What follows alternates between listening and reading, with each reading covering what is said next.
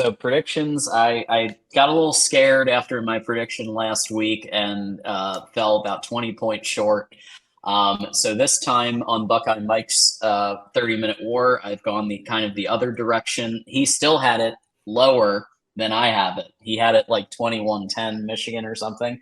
So I think it's going to be a little higher, 28-17, 11, obviously 11-point game. Let's go, Tanner. What's your prediction for this? 38-10, Michigan. JJ throws three touchdowns, no picks, get a touchdown each for Blake and Dono, and we move on to Nebraska. Okay, Nelson? Yeah, I got Michigan 31-10. I do think they give up a couple scores. You're going to be playing 4 quarters this time offensively for Michigan, most likely, or at least 3.5. So I'd be interested to see. I do think they'll be able to put up 31 plus points. I mean, they put up 31 last week and still had those 3 interceptions. So let's say they don't throw 3 picks and maybe there's 1 turnover here or there because there was also, a couple fumbles for Michigan. Let's say they do turn it over once or twice, but not an interception. I think Michigan's going to dominate. And the run game will get Rutgers maybe an early score, and Michigan will have an answer the rest of the way for Rutgers. There we go, and we've got some predictions in chat here that are kind of in line with your guys's. We got 41-13 Michigan. We've got 38-17 Michigan. I don't see the Ohio State troll ones yet. I'm waiting for the Rutgers wins. Because I did. I forget which show it was. Maybe it was Big Ten Live on Monday. We had some fun Rutgers wins scores. And I think people like to mess with us a little bit. Don't they have a pretty big game to worry about themselves? I'd be more worried about Sam Hartman than I would be Michigan Rutgers if I were them, but that's just me. I would concur. Joining us to talk Rutgers. And we thank him for taking some time out of his busy schedule. But we do have our special guest joining us, Christian Dyer. Thank you so much, Christian, for coming on to talk Rutgers. Hey, everybody! You guys lost a lot of bets. I made it on today, so. Hey. No, I'm glad you could make it, man. I really appreciate it. So we've been talking about Rutgers a little bit here, and obviously to hear from Rutgers Wire, it's great. Try to follow your work as much as I can, and so I wanted to try to get you on for something at some point. Why not right before Michigan plays you? So I'll ask you the same question I asked the panelists, and then feel free to break down Rutgers however you want. But do you think this could be Schiano's best team in his second tenure? Yeah, great question. And first off, thank you all for having me on. I appreciate the opportunity. I do want to apologize. I mean, first off, it looks like I'm in the basement of Deer Hunter right now. It's a very blurry sort of dated looking. Everyone there looks very crisp, very clean cut. So I apologize for the settings right now. But to go into our question, to talk a little football, right? That's why we're here. I do think that this is probably the best of Greg Schiano 2.0. It's a balanced team. It's a team through 3 games that we saw play complementary football. When you looked at this team through the previous 3 iterations, you kind of throw out that COVID year of 2020, right? That's kind of, I think everything was a little wonky. That was the year of the epic multiple overtime games between Rutgers and Michigan. Probably doesn't happen the next year if you put those 2 teams together, similar talent. But at the end of the day, I think you're looking at the fact that this is a defense that's probably top 5 in the Big Ten this year. It's 7th in the nation currently in scoring defense. So I think that's certainly a positive from a Rutgers perspective, having given up 30 points in 3 games to 2 Power 5 opponents. And for the first time since 2015, maybe 2014, Rutgers actually has a pulse on offense. And that's been a real positive development. Now, enough to go into the big house against the number 2 team in the nation on Saturday and pull off the unthinkable? Probably not. But at the end of the day, I think that there is kind of that upward trajectory for Rutgers. What's the general thought with Wimsatt? I'm trying to see where he is developmentally, and it's hard to read early this season. And he hasn't played great. They haven't asked him to do that much, and they didn't ask him to do that much last year. What's the feeling on him, his development, what they're going to ask him to do Saturday? Yeah, I think there's a difference between playing great, which is a very Michigan question, right? Michigan kind of looks and expects greatness from their quarterbacks, and greatness really from all positions. I think what Rutgers is hoping for is something functional. 54% completion percentage doesn't jump off the page at you. But when you consider that Wimsatt last year as a spot starter was throwing 44%, it's a rather significant uptick, right? Really, at the end of the day, it's about managing the offense, which was kind of Shiano 1.0. If you think about the offense from 2006 when Rutgers was a ranked team and kind of in that top 10, top 12, top 15 discussion, they had that epic upset over Louisville on Thursday night. It was not a barn burner offense. Greg Schiano's probably only had one offense that you would really consider to be a barn burner offense, and that was in 2008 when Rutgers was the only college football team in college football history to have 2,000-yard receivers and a 1,000-yard rusher. And I'm going to take that back. That was 2007. That wasn't 2008. So most of the time it's about ball control, limiting turnovers, and playing complementary football. So I think Gavin Wimsatt right now, what you saw on him from Saturday for Rutgers was not a great day throwing the ball, 7 of 16 for, I think, 46 yards, a passing touchdown, ran the ball for 87 yards. I think it was about a dozen carries or so, give or take a couple, 0 turnovers. He's had 0 fumbles, 0 interceptions.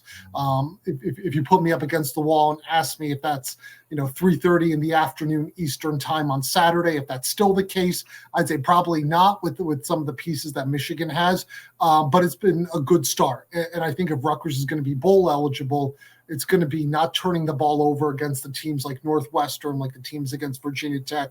And then it's going to be the Michigan States and the Indianas and the Marylands, where you're hoping from a Rutgers perspective that Gavin Wimsatt's running the offense. Yeah, he's isn't being asked to do a whole lot with the ground game that they have right now. He does have a cannon of an arm, however. Former 4-star recruit, had some pretty big offers, so the potential's there. But right now, this is really his first season as a starter. And I think the idea is just manage the offense, limit mistakes, set it up so that they can win the close games. And we do have a Rutgers fan in chat right now, Keep Choppin'. And Keep Choppin' has said if Rutgers can run the ball, they will be the top rushing team in the Big Ten. And that's ambitious, but I will say Monaga is looking like just these stats really pop off. I mean, I don't care if you're playing directional U in wherever. To go 119 yards per game is legit, and he looks like an impact player. And so, what's your take on him and his development? Yeah, Kyle Monunga is really interesting. Only one Power 5 offer coming out from Don Bosco Prep, which has been a feeder program for a lot of Big Ten teams. You've had a couple Don Bosco players come through the ranks and end up in Ann Arbor over the years. And he was someone who was really under the radar despite playing for a top 25 national team. Was kind of bought into Greg Schiano 2.0 very early. He was either the first or the second commitment of that class when Schiano came back. And he's just a hard-running guy, very physical, is going to be reminiscent of Ray Rice. For those of you who remember Ray Rice from the Rutgers area, very confident between the tackles. But what's really stood out this year is his ability to bounce outside and to make some plays. He showcased kind of that second-level speed. And the reason why I'm saying he was able to showcase that level is last year the offensive line didn't even let the running backs get to the second level. Case in point, you go back 2 years ago, Isaiah Pacheco, who's probably now a top 12 running back in the NFL, was a 7th-round pick because his film was so bad coming out of Rutgers. And that was because the offensive line play was pretty bad. And this is the best offensive line they've had since 2014, which was their first year in the Big Ten. When they went to a bowl game, they beat North Carolina. They beat Michigan that year as well. We won't talk too much about that game. We're going to call that an outlier for the time being, right? But it was a great football game. And but I think Kyle Monangai is kind of that perfect running back. He can do a lot of things out of the backfield, and he is one of the best blocking running backs, not just in the Big Ten, but in all of college football. He put a crack on in the Northwestern game. I think the Northwestern linebacker, his head must still be ringing because it was absolutely tremendous. Brian Boldinger singled it out. So he's a great running back. He plays with a chip on his shoulder. Also a high character kid, great in the classroom as well. I will say, to your credit, also, there was another game, and I try to just forget 2020 existed most of the time. But I will say, if it wasn't for Cade McNamara just playing, like, really getting Michigan back in that, I mean, that you guys could have caused Harbaugh to get fired. So, I mean, it was very close. Like, I mean, there was a lot of Rutgers fans rooting for that, and also Paul Feinbaum was a big Rutgers fan in that game. So. Well, if Rutgers had won that game, maybe he wouldn't look like an idiot the last 2 years on ESPN and the week of Thanksgiving. To his credit, Feinbaum has walked back on that quite a bit. To his credit, I mean, he did say, Chris, I don't know how much you keep up with. I don't like the dude, but one of the comments he said was that Jim Harbaugh has something inside of his brain that he cannot beat his rivals.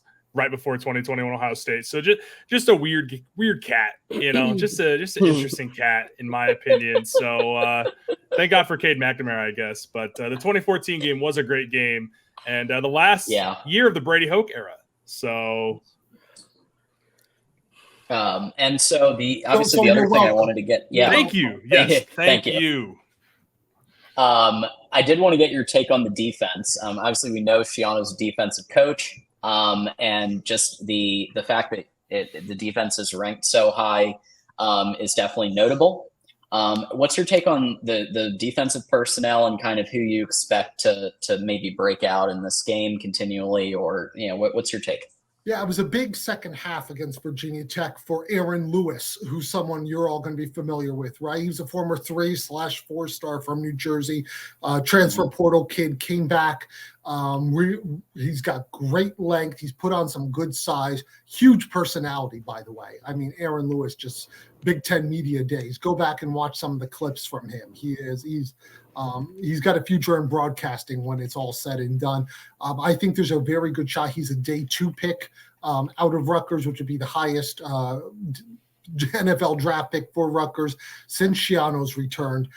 But he's definitely someone who I think if Rutgers is going to stay in this game and make it a game and challenge Michigan, he's going to have a big day. He had a very big second half. It was kind of the first time all season where he's put it all together.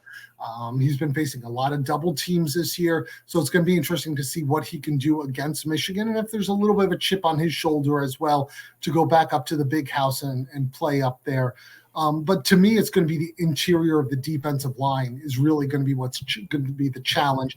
Isaiah Iton's a kid they got from Ole Miss out of the transfer portal, as well as Renee Conga are going to be 2 players who I think if Rutgers is able to do a good job, stay consistent in their gap assignments, you got to try to make Blake Corum as one-dimensional as possible, and that's a very, very tall task to do. The secondary is a solid one. Flip Dixon's a player that a lot of people around the Big Ten will be familiar with. He's a transfer from Minnesota. He has been an absolute revelation. He was sort of special packages that Minnesota was expected to start this year with the Golden Gophers. They had a deep back end last year, and he has been just absolutely tremendous to me. He's got 2 years of eligibility left. If he comes out, he's a day 3 pick this year. He's put up some great film, had an interception last week. The linebackers are probably the strength of this team as well. Tyreen Powell is a player. He had a big game against Michigan last year. And they're also returning Mo Toure, who's been fantastic, and Deion Jennings as well, who's going to be an NFL draft pick. This is his last year at Rutgers, barring anything unforeseen. But that is a very, very strong and deep group as well. So is it going to be easy to stop Michigan on Saturday? No. You see the points, 30-plus points in 3 straight games. But I do think Michigan's going to be tested a little bit more in this game than they have been. This is a good ramp-up test game, I think, measuring stick game for Michigan. In many, many ways, because I'm assuming it's going to be a little bit of a higher quality if Rutgers can limit the mistakes. I think it's going to be a game where we're going to find out a lot about these two teams by 2:30, 3:30 in the afternoon.